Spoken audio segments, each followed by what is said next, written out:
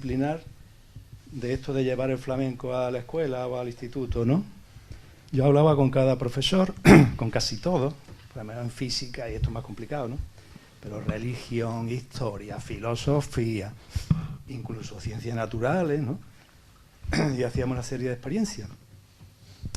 Entonces es una cosa interdisciplinar, pero es que todo es interdisciplinar en la vida. Pasa que encasillamos filosofía, historia, literatura, pero todo está, absolutamente todo ocurre a la vez y está relacionado, como también sabemos.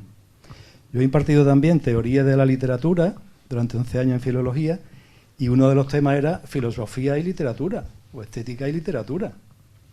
O sea que todo está relacionado. Y en el flamenco, por supuestísimo, que se puede estudiar flamenco como cualquier manifestación literaria o cualquier manifestación artística, incluso de la vida, desde el punto de vista filosófico, metafísico, temas unas veces muy personales de la experiencia personal, ¿no? La libertad, y también a un nivel social. El tema de la envidia, la culpa, todo está interrelacionado con lo psicológico, lo sociológico, claro, lo filosófico, y la expresión que, ¿no?, a la que se lleva en concreto en esas letras flamencas. Yo a los alumnos les daba una serie de letras alusivas a estos temas filosóficos, ¿no? Igual que a unos temas religiosos, en fin, lógicamente la relación la veo absolutamente clara. Y puede haber, de hecho ya tú has editado tu tesis doctoral, que yo la he leído, claro, y la he reseñado, y algún otro libro, y igual que Juan, pues desde otro punto de vista también filosófico o estético, y otro desde el punto de vista antropológico, que es otra carrera, otro grado, pero al final todo está interrelacionado. Entonces, espero que ahondemos, aparte de la visión más corporal, dramática, estética, ¿no?, que también habléis de la copla flamenca, de la letra flamenca, ¿no?, de lo que dice la letra, porque evidentemente dice muchas cosas, y sin ese soporte literario, pues cómo se quedaría el flamenco, ¿no? Pensad cómo se quedaría, sobre todo, como dice Miguel Ángel, el cante flamenco, que a mí también, y pienso que en general los que somos, a muchos nos gusta más el cante que todo lo demás, aunque en el baile se reúne todo, ¿no? La letra, el toque, el cante, pero yo también me quedo embobado más con el cante siempre, Miguel Ángel. Entonces el cante dice algo, no dice solo ay, ni ya, ni tiri tiri, ¿no?, sino que dice muchísimas cosas en 2 versos, en 3, que son mis preferidas, lo que se llaman soleares, en 4 y en 5, fandango, etcétera, y en otras métricas. Bueno, pues nada, muchísimas gracias. La copla flamenca, la letra flamenca. Sí, el chico de la barbita lleva un rato levantando la mano. Que lo primero de todo, en cuanto a la idea que habéis expresado sobre que nosotros mismos nos sentimos inferiores en la cultura del flamenco aquí en España, concretamente no pienso que sea en España, sino en Andalucía y algunas partes de Castilla-La Mancha e incluso Extremadura por la parte de abajo, debido a que, por ejemplo, en mis viajes hacia el norte de España, Asturias, Galicia y País Vasco, ha habido mucha gente que ha admirado el flamenco, pero hay otra muchísima gente que nos ha tomado a los andaluces por gente que estamos todo el día de fiesta, que tenemos todo el día el traje de flamenco puesto y que no hacemos más que cantar y bailar. Y también pienso, en estos años que yo he estado intentando estudiar flamenco, que es muy racial. Yo he intentado aprender de gente de una raza gitana y me han infravalorado por el hecho de que no me he criado con ellos y no comparto la misma raza, diciendo que al fin y al cabo yo no tengo ese don que se supone que se transmite por la sangre y esas capacidades que me han inculcado desde pequeño. Entonces, mi pregunta es, al fin y al cabo, ¿es más psicológico o de verdad estas personas tienen razón y es más racial? Bueno, hombre, le voy a contestar si os parece, ¿no? Sí, adelante. Claro, hombre, esta discusión, digamos, porque es el tema de la raza, ¿verdad? Pero si fuera otro tema de discriminación, nos correrían a gorrazos por tenerla. Pero es verdad que en el mundo del flamenco existe esta discusión racial, ¿no? La realidad es que los gitanos son muy importantes en el flamenco y casi le dan nombre al flamenco, ¿no? porque flamenco en cierto modo era sinónimo de gitano, ¿no?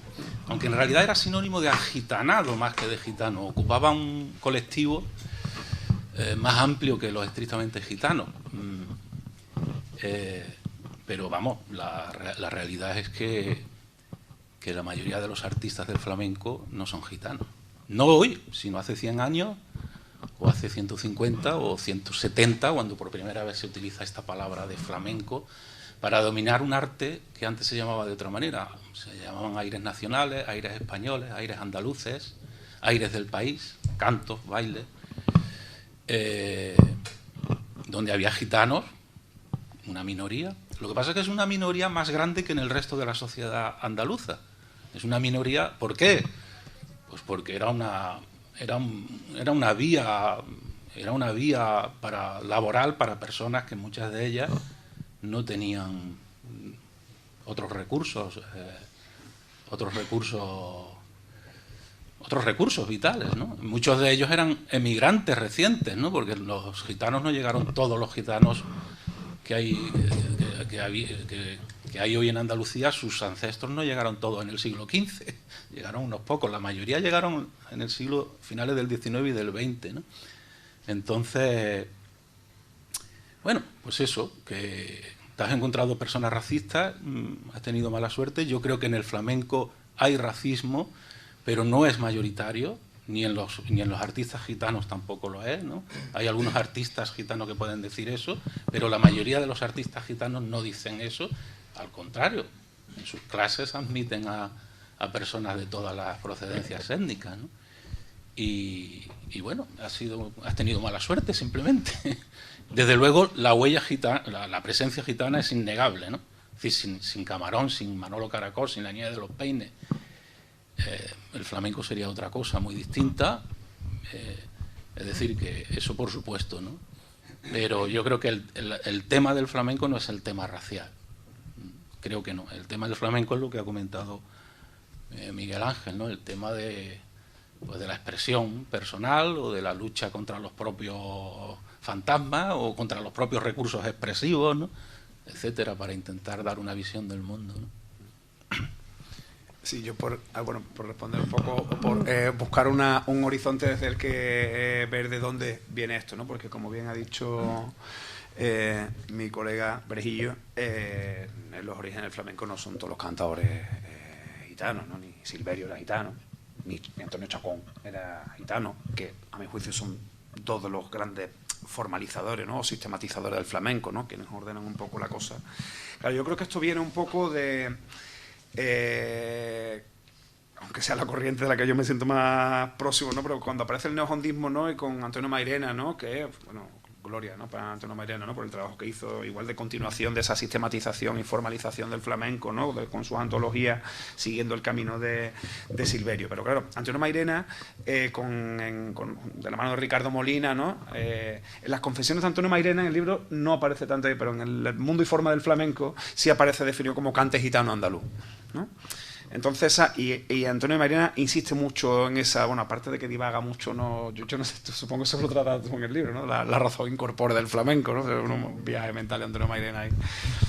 Entonces creo que ahí hay una parte importante, ¿no? Esa definición de Antonio Mairena, por la autoridad que tiene de definirlo e insistirlo como cante gitano andaluz, es un elemento importante, al que se suma otro factor, que es la aparición de Camarón luego. O sea, Camarón no es una figura, es una figura que va más allá del flamenco. Camarón para los gitanos solo hay que ir vamos, yo lo hago también, ir a San Fernando, a la tumba, ¿no? A llevarle sus flores, que siempre hay gitanos allí. El museo es el museo que tiene más gitanos del mundo, el de San Fernando. Entonces la aparición de Camarón como algo que va más allá del cante, ¿no? Como un mito. O sea, Camarón es como, dice mi amiga Pastora Filigrana en un maravilloso artículo, Camarón es como, para los gitanos, como Maradona para los argentinos.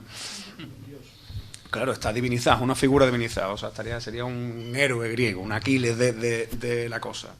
Entonces, entre la legitimación de la autoridad teórica de Antonio Mairena y la aparición de la figura de Camarón, ¿no? Y lo que sienten los gitanos ahí es donde yo creo que se genera esa percepción, porque dudo que estuviese antes, más allá de que obviamente, o sea, hablando de un pueblo que ha sido perseguido, ¿no? Desde el 18 se decreta la prisión general de los gitanos, o sea que no estamos hablando.